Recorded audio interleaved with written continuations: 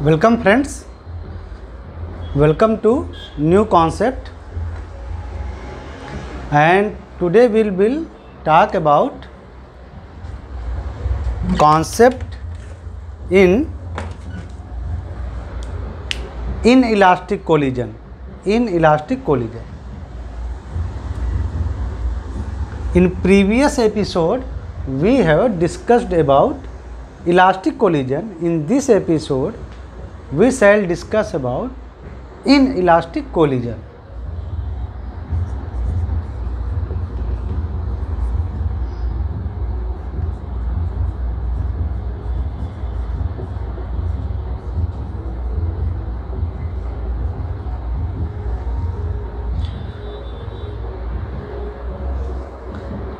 In inelastic collision,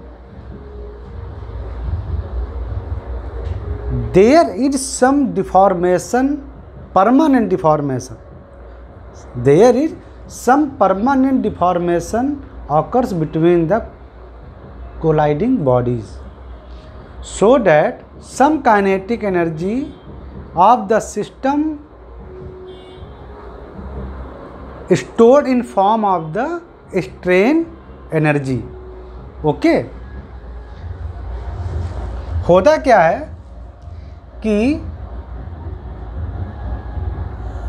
in elastic collision system में जैसे ये बॉडी इस बॉडी से कोलाइड करती है तो दोनों बॉडीज में कुछ परमानेंट डिफॉर्मेशन हो जाता है. कुछ परमानेंट डिफॉर्मेशन हो जाता है, चाहे एक बॉडी में हो, चाहे दूसरी बॉडी में हो, या दोनों बॉडी में हो. तो उस परमानेंट डिफॉर्मेशन क्रिएट करने के लिए जो एनर्जी रिक्वायरमेंट होती है उसको बोलते हैं strain energy.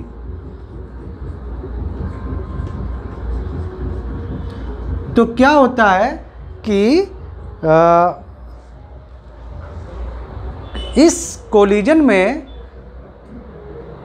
Conservation of kinetic energy follow नहीं करता है, क्योंकि काइनेटिक एनर्जी का कुछ पार्ट इस स्ट्रेन एनर्जी में खर्च हो जाता है जो बॉडीज में डिफॉर्मेशन क्रिएट करती हैं, परमानेंट डिफॉर्मेशन. कभी कभी इन इलास्टिक कोलिजन में दोनों बॉडीज आपस में स्टिक हो जाती हैं, यानी आपस में स्टिक भी हो सकती हैं, चिपक भी सकती हैं. ठीक है, तो यहाँ पे हम बनाते हैं उसका मैथमेटिकल टर्म. ये पहली बॉडी हुई, ये दूसरी बॉडी हुई, या पहला ऑब्जेक्ट या दूसरा object. There may be many objects also. ये मान लो v1 वेलोसिटी से इस m2 बॉडी पर जो कि v2 वेलोसिटी से जा रहा है, ये दोनों आपस में कोलाइड होते हैं, यानी स्ट्राइक होते हैं. और आफ्टर कोलिजन ये दोनों बॉडीज अलग अलग भी हो सकती हैं और उनके स्पीड चेंज हो सकती हैं. जैसे m1 जो मास की जो बॉडी है वो उसका वेलोसिटी v1 से v3 हो गया, और दूसरी जो बॉडी है यानी दूसरा ऑब्जेक्ट है जिसका मास m2 है उसका v4 हो गया. ठीक है, तो ज़रा इस सिस्टम को ध्यान से देखो. इस सिस्टम में चाहे वो कोलिजन के पहले हो या कोलिजन के बाद, हमने कोई एक्सटर्नल फोर्स नहीं एक्सपीरियंस किया है. ये दोनों वेलोसिटी से बॉडीज यानी ऑब्जेक्ट्स जा रहे थे, उनमें कोलिजन हुआ, टक्कर हुई और उनकी कुछ वेलोसिटी चेंज हो गई.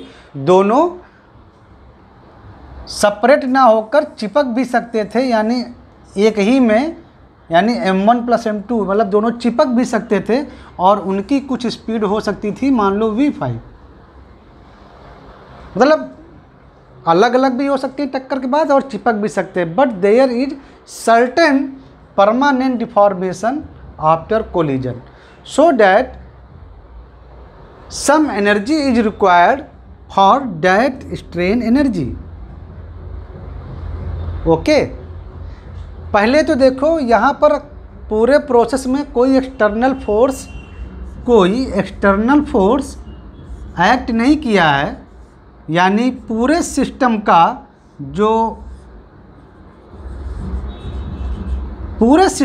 जो लीनियर मोमेंटम होगा वो कंजर्व्ड रहेगा, यानी वो कांस्टेंट रहेगा।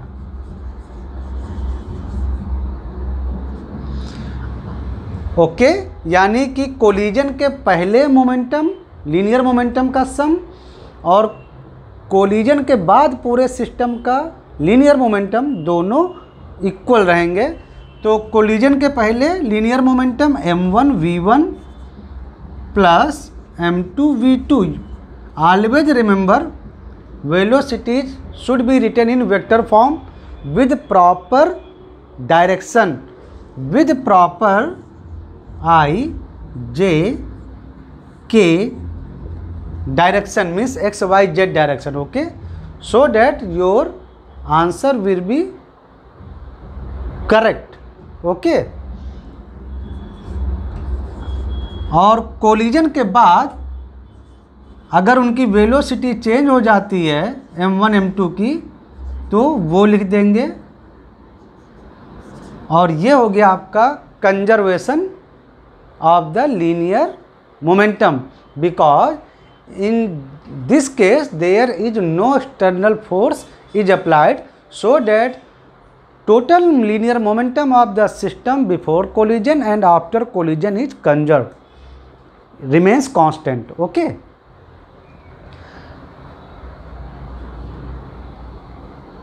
if both bodies are stick together, देखो यहाँ पर ये बॉडी और ये बॉडी कोलिजन के बाद चिपक गई है, यानी ये एक सिंगल बॉडी की तरह आप ट्रीट कर सकते हो, और इसका मास टोटल होगा m1 प्लस m2। तो अगर ऐसा केस हो जाता तो linear conservation of the equation of the conservation of linear equation m1 v1 plus m2 v2 equal to m1 plus m2 और v5। मान लो ये v5 क्या है, दोनों कंबाइंड जब बॉडी हो गई स्टिक के बाद दोनों जब चिपक गई, तो उसकी कंबाइंड वेलोसिटी अगर v5 है, तो ये अगर अलग अलग है और ये अगर कंबाइंड हो गई, तो first we have observe that there is conservation of linear momentum. तो एक तो इसको लगाएंगे, इसका एप्लीकेशन करेंगे।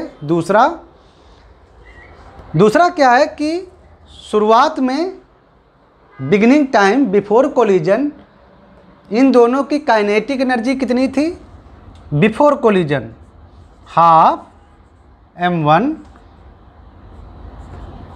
v1 square plus half m2 v2 square.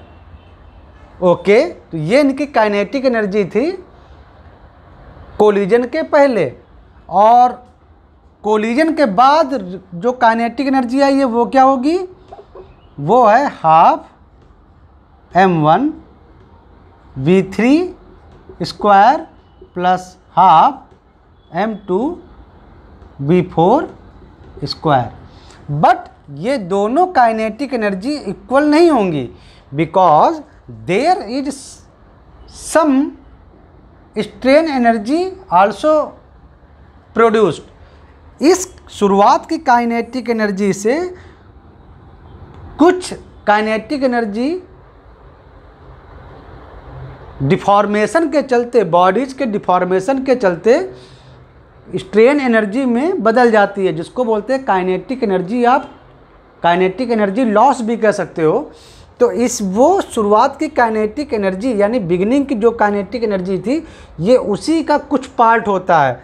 तो इक्वल करने के लिए आप इसको इक्वल लिखेंगे और यहाँ पर प्लस लिखेंगे डेल्टा के लॉस।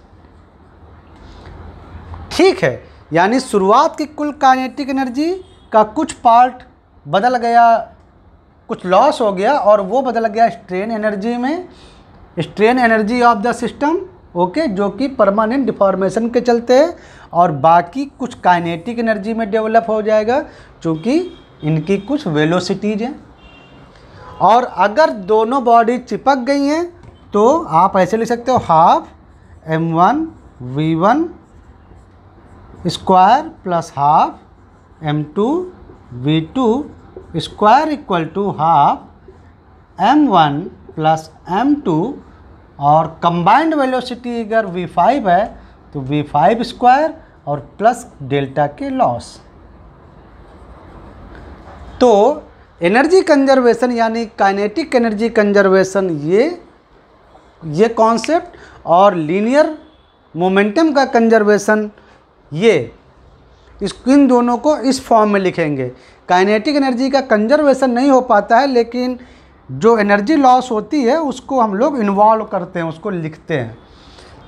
तो इन इलास्टिक कोलिजन जो है, इन इलास्टिक कोलिजन और इलास्टिक कोलिजन में बेसिक डिफरेंस ये है कि इलास्टिक कोलिजन में conservation of kinetic energy exist, but inelastic collision it doesn't exist, there is some loss of the kinetic energy, कुछ kinetic energy loss हो जाती है।